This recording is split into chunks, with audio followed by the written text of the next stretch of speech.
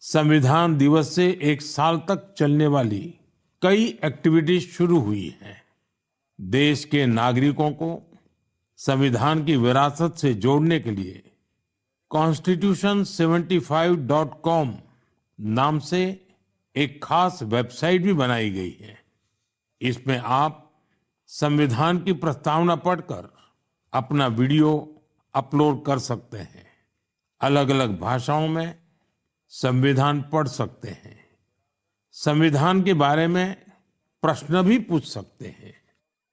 मन की बात के श्रोताओं से, स्कूल में पढ़ने वाले बच्चों से, कॉलेज में जाने वाले युवाओं से मेरा आग्रह है, इस वेबसाइट पर जरूर जाकर देखें, इसका हिस्सा बने। साथियों, अगले महीने 13 तारीख से प्रयागराज में महाकुंभ भी होने जा रहा है। इस समय वहां संगम तट पर जबरदस्त तैयारियां चल रही है। मुझे याद है, अभी कुछ दुनिया को भारत के सॉफ्ट पावर से परिचित कराया। रफी साहब की आवाज में वो जादू था जो हर दिल को छू लेता था। उनकी आवाज अद्भुत थी। भक्ति गीत हो या रोमांटिक सॉन्ग्स, दर्द भरे गाने हो, हर इमोशन को उन्होंने अपनी आवाज से जीवंत कर दिया। एक कलाकार के रूप में उनकी महानता का अंदाजा इसी से लगाया जा सकता है कि आज भी युवा पीढ़ी उनके गानों को उतनी ही शिद्दत से सुनती है। यही तो है टाइमलेस आर्ट की पहचान। अक्कीनेनी नागेश्वर राव गारू ने तेलुगु सिनेमा को नई ऊंचाइयों तक पहुंचाया है। उनकी फिल्मों ने भारतीय परंपराओं और मूल्यों को बखूबी प्रस्तुत किया।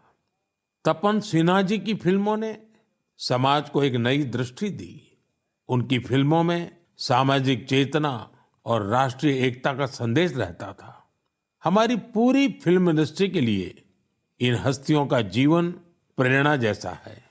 साथियों, मैं आपको एक और खुशखबरी देना चाहता हूं। भारत की क्रिएटिव टैलेंट को दुनिया के सामने रखने का एक बहुत बड़ा अवसर आ रहा है। अगले साल हमारे देश में पहली बार world audio visual entertainment summit यानी वेव समिट का आयोजन होने वाला है। आप सभी ने दावोस के बारे में सुना होगा, जहां दुनिया के अर्थ जगत के महारथी जुटते हैं। उसी तरह वेव समिट में दुनिया भर के मीडिया और एंटरटेनमेंट इंडस्ट्री के दिग्गज, क्रिएटिव वर्ल्ड के लोग भारत आएंगे। यह समिट भारत को ग्लोबल कंटेंट क्रिएशन का हब बनाने की दिशा में एक महत्वपूर्ण कदम है। मुझे यह बताते हुए गर्व हो रहा है, इस समिट की तैयारी में हमारे देश के यंग क्रिएटर्स भी पूरे जोश से जुड़ रहे हैं। जब हम $5 ट्रिलियन इकोनॉमी की ओर बढ़ रहे हैं, तब हमारी क्रिएटर इकोनॉमी एक नई एनर्जी ला रही है। मैं भारत की पूरी एंटरटेनमेंट और क्रिएटिव इंडस्ट्री से आग्रह करूंगा, चाहे आप यंग क्रिएटर हो या एस्टैब्लिश्ड आर्टिस्ट, बॉलीवुड से जुड़े हो या रीजनल सिनेमा से, टीवी इंडस्ट्री के प्रोफेशनल हो या एनिमेशन के एक्सपर्ट, गेमिंग से जुड़े हो या एंटरटेनमेंट टेक्नोलॉजी के इनोवेटर, आप सभी वेव समिट का हिस्सा बने। मेरे प्यारे देशवासियों, आप सभी जानते हैं कि भारतीय संस्कृति का प्रकाश आज कैसे दुनिया के कोने-कोने में फैल रहा है। आज मैं आपको 3 महाद्वीपों से ऐसे प्रयासों के बारे में बताऊंगा जो हमारी सांस्कृतिक विरासत के वैश्विक विस्तार की गवाह है। ये सभी एक दूसरे से मीलों दूर हैं, लेकिन भारत को जानने और हमारी संस्कृति से सीखने की उनकी ललक एक जैसी है। साथियों, पेंटिंग्स का संसार जितना रंगों से भरा होता है, उतना ही खूबसूरत होता है। आप में से जो लोग टीवी के माध्यम से मन की बात से जुड़े हैं वे अभी कुछ पेंटिंग्स टीवी पर देख भी सकते हैं। इन पेंटिंग्स में हमारे देवी देवता, नृत्य की कलाएं और महान विभूतियों को देखकर आपको बहुत अच्छा लगेगा। इनमें आपको भारत में पाए जाने वाले जीव जंतुओं से लेकर और भी बहुत कुछ देखने को मिलेगा। इनमें ताजमहल की एक शानदार पेंटिंग भी शामिल है, जिसे 13 साल की एक बच्ची ने बनाया है। आपको ये जानकर हैरानी होगी कि इस दिव्यांग बच्ची ने अपने मुंह से इस पेंटिंग को तैयार किया है। सबसे दिलचस्प बात यह है कि इन पेंटिंग्स को बनाने वाले भारत के नहीं, बल्कि इजिप्ट के स्टूडेंट्स हैं, वहां के विद्यार्थी हैं। कुछ ही हफ्ते पहले इजिप्ट के करीब 23,000 स्टूडेंट्स ने एक पेंटिंग प्रतियोगिता में हिस्सा लिया था। वहां उन्हें भारत की संस्कृति और दोनों देशों के ऐतिहासिक संबंधों को बताने वाली पेंटिंग तैयार करनी थी। मैं इस प्रतियोगिता में हिस्सा लेने वाले सभी युवाओं की सराहना करता हूं। उनकी क्रिएटिविटी की जितनी भी प्रशंसा की जाए वो कम है। साथियों, दक्षिण अमेरिका का एक देश है पराग्वे। वहां रहने वाले भारतीयों की संख्या 1,000 से ज्यादा नहीं होगी। पराग्वे में एक अद्भुत प्रयास हो रहा है। वहां भारतीय दूतावास में Erica Huber free Ayurveda consultation देती है। आयुर्वेद की सलाह लेने के लिए आज उनके पास स्थानीय लोग भी बड़ी संख्या में पहुंच रहे हैं।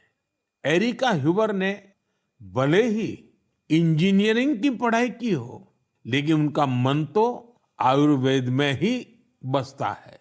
उन्होंने आयुर्वेद से जुड़े कोर्सेज किए थे और समय के साथ वे इसमें पारंगत होती चली गई।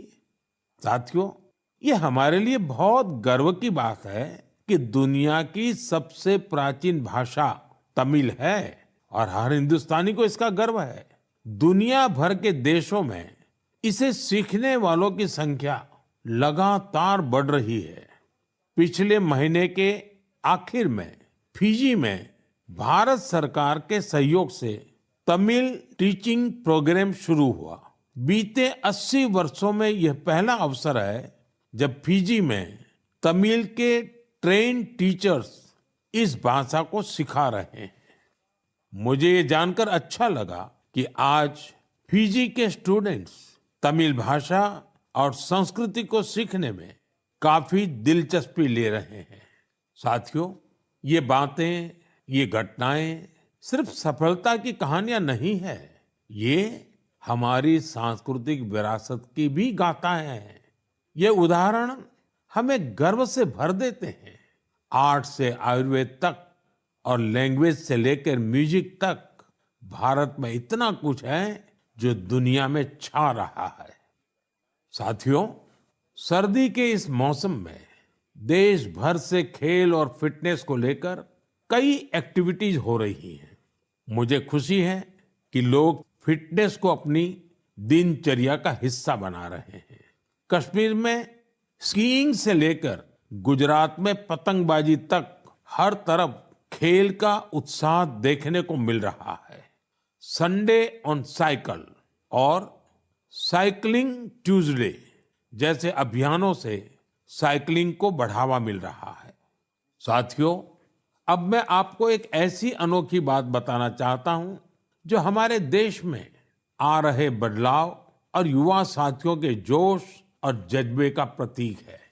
क्या आप जानते हैं कि हमारे बस्तर में एक अनूठा ओलंपिक शुरू हुआ है? जी हाँ, पहली बार हुए बस्तर ओलंपिक से बस्तर में एक नई क्रांति जन्म ले रही है। मेरे लिए ये बहुत ही खुशी की बात है कि बस्तर ओलंपिक का सपना साकार हुआ है। आपको भी ये जानकर अच्छा लगेगा कि यह उस क्षेत्र में हो रहा है जो कभी माओवादी हिंसा का गवाह रहा है। बस्तर ओलंपिक का शुभंकर है वन भैंसा और पहाड़ी मैना। इसमें बस्तर की समृद्ध संस्कृति की झलक दिखती है। इस बस्तर खेल महाकुंभ का मूल मंत्र है करसायता बस्तर, बरसायता बस्तर, यानी खेलेगा बस्तर, जीतेगा बस्तर। पहली ही बार में बस्तर ओलंपिक में 7 जिलों के 1,65,000 खिलाड़ियों ने भाग लिया है। यह सिर्फ एक आंकड़ा नहीं है, यह हमारे युवाओं के संकल्प की गौरव गाथा है। एथलेटिक्स, तीरंदाजी, badminton, football, hockey, weightlifting, karate, kabaddi, kho kho और वॉलीबॉल, हर खेल में हमारे युवाओं ने अपनी प्रतिभा का परचम लहराया है। कारी कश्यप जी की कहानी मुझे बहुत प्रेरित करती है। एक छोटे से गांव से आने वाली कारी जी ने तीरंदाजी में रजत पदक जीता है। वे कहती है, बस्तर ओलंपिक ने हमें सिर्फ खेल का मैदान ही नहीं, जीवन में आगे बढ़ने का अवसर दिया है। सुकमा की पायल कवासी जी की बात भी कम प्रेरणादायक नहीं है। जेवलिन थ्रो में स्वर्ण पदक जीतने वाली पायल जी कहती हैं, अनुशासन और कड़ी मेहनत से कोई भी लक्ष्य असंभव नहीं है। सुकमा के दोरनापाल के पुनेम सन्ना जी की कहानी तो नए भारत की प्रेरक कथा है। एक समय नक्सली प्रभाव में आए पुनेम जी आज व्हील चेयर पर दौड़कर मेडल जीत रहे हैं। उनका साहस और हौसला हर किसी के लिए प्रेरणा है। कोंडा गांव के तीरंदाज रंजू सौरी जी को बस्तर यूथ आइकॉन चुना गया है। उनका मानना है बस्तर ओलंपिक दूर दराज के युवाओं को राष्ट्रीय मंच तक पहुंचाने का अवसर दे रहा है।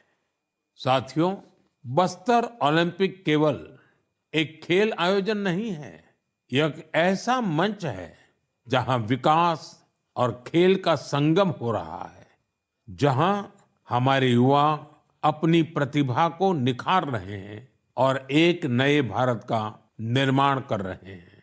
मैं आप सभी से आग्रह करता हूं, अपने क्षेत्र में ऐसे खेल आयोजनों को प्रोत्साहित करें।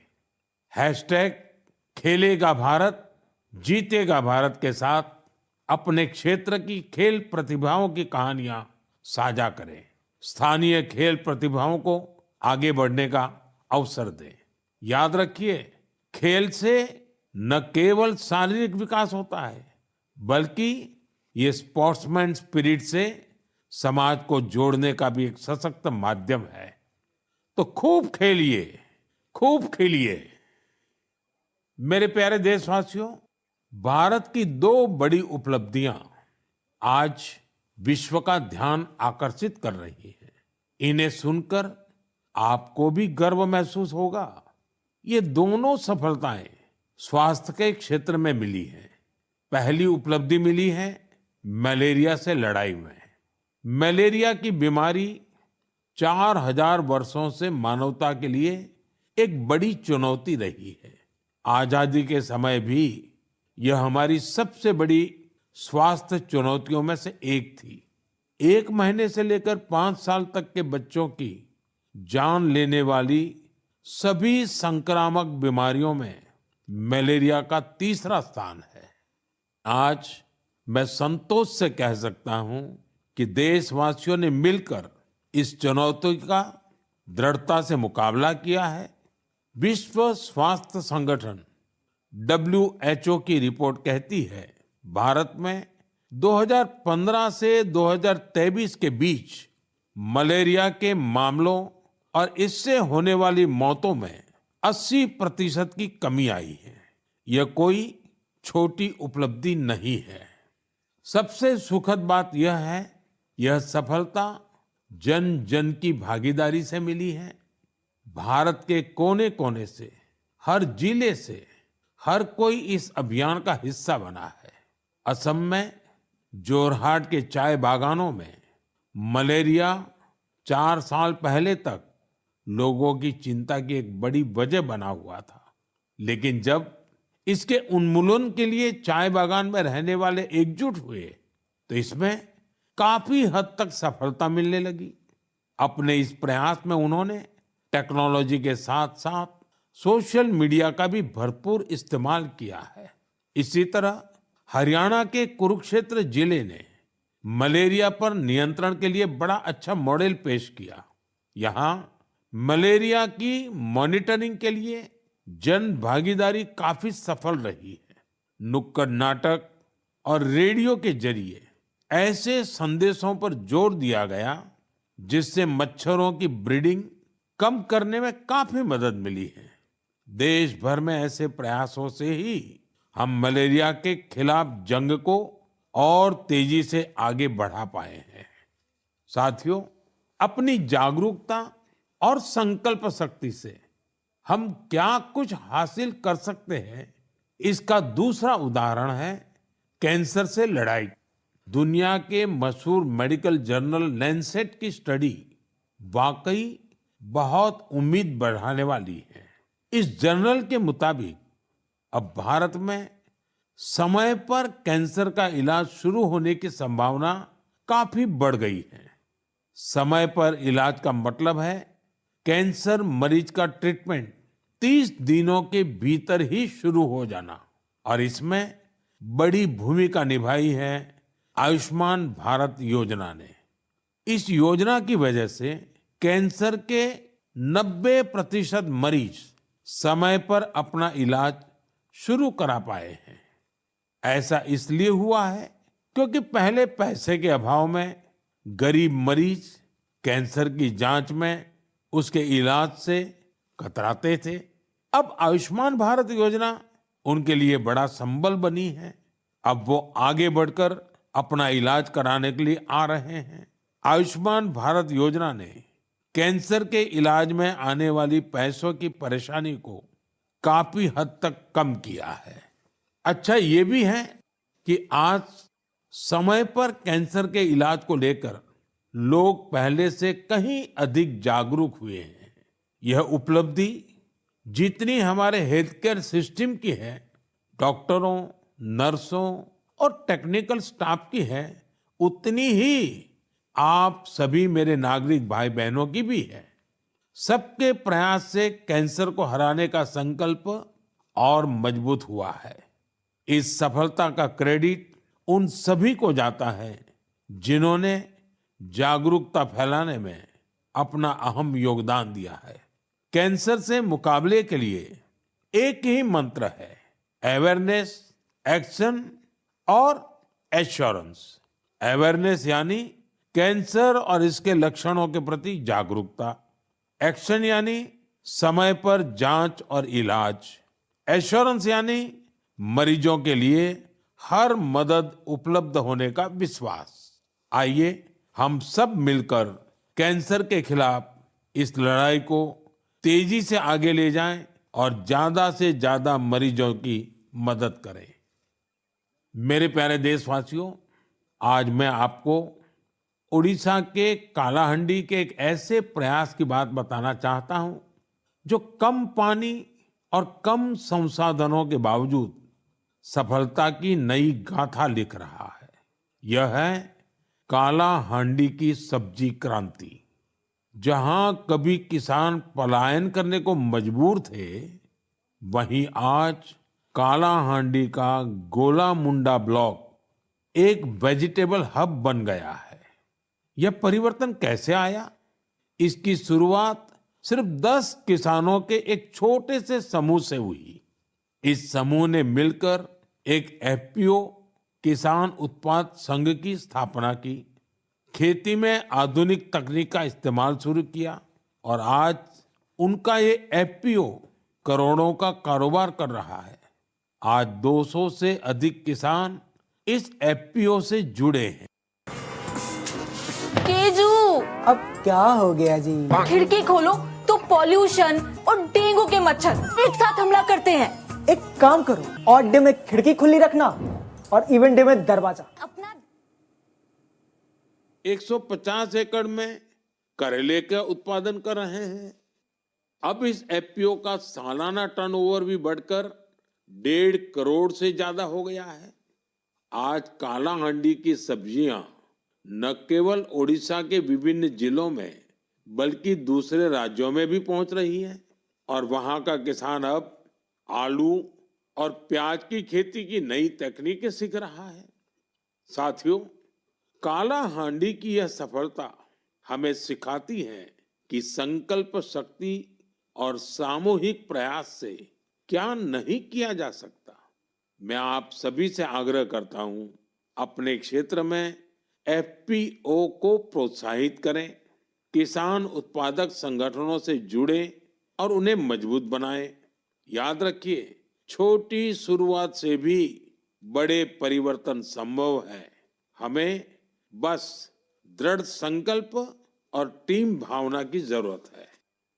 साथियों, आज की मन की बात में हमने सुना कि कैसे हमारा भारत विविधता में एकता के साथ आगे बढ़ रहा है। चाहे वो खेल का मैदान हो या विज्ञान का क्षेत्र, स्वास्थ्य हो या शिक्षा, हर क्षेत्र में भारत नई ऊंचाइयों को छू रहा है। हमने एक परिवार की तरह मिलकर हर चुनौती का सामना किया और नई सफलताएं हासिल की। 2014 से शुरू हुए मन की बात के 116 एपिसोड में मैंने देखा है कि मन की बात देश की सामूहिक शक्ति का एक जीवंत दस्तावेज बन गया है। आप सभी ने इस कार्यक्रम को अपनाया, अपना बनाया। हर महीने आपने अपने विचारों और प्रयासों को साझा किया। कभी किसी यंग इनोवेटर के आइडिया ने प्रभावित किया, तो कभी किसी बेटी की अचीवमेंट ने गौरवान्वित किया। यह आप सभी की भागीदारी है जो देश के कोने कोने से पॉजिटिव एनर्जी को एक साथ लाती है। मन की बात इसी पॉजिटिव एनर्जी के एम्प्लीफिकेशन का मंच बन गया है और अब 2025 दस्तक दे रहा है। आने वाले साल में मन की बात के माध्यम से हम और भी इंस्पायरिंग प्रयासों को साझा करेंगे। मुझे विश्वास है कि देशवासियों की पॉजिटिव सोच और इनोवेशन की भावना से भारत नई ऊंचाइयों को छुएगा।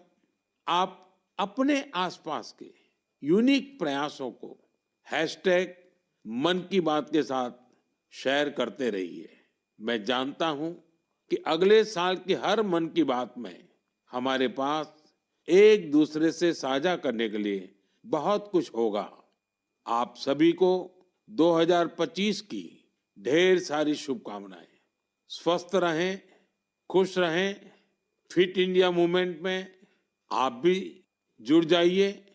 खुद को भी फिट रखिए, जीवन में प्रगति करते रहें। बहुत बहुत धन्यवाद। पीएम मोदी की मन की बात और बड़ी बातें इसमें संविधान को लेकर उन्होंने मन की बात की शुरुआत की। इस बार 26 जनवरी को संविधान के 75 साल पूरे होने जा रहे हैं, तो उस मौके पर कहा कि संविधान लागू हुए 75 साल पूरे हो रहे हैं, ये हमारे लिए गर्व की बात है और गाइडिंग लाइट है। हमारे लिए संविधान गाइडिंग लाइट है। साथ ही बस्तर ओलंपिक का भी जिक्र किया। कालाहांडी में किस तरह से किसान उत्पादक संगठन के जरिए वहाँ जो रोजगार, खेती के जरिए रोजगार और वहाँ सब्जियों का उत्पादन होता है, उसकी भी बात की। बस्तर ओलंपिक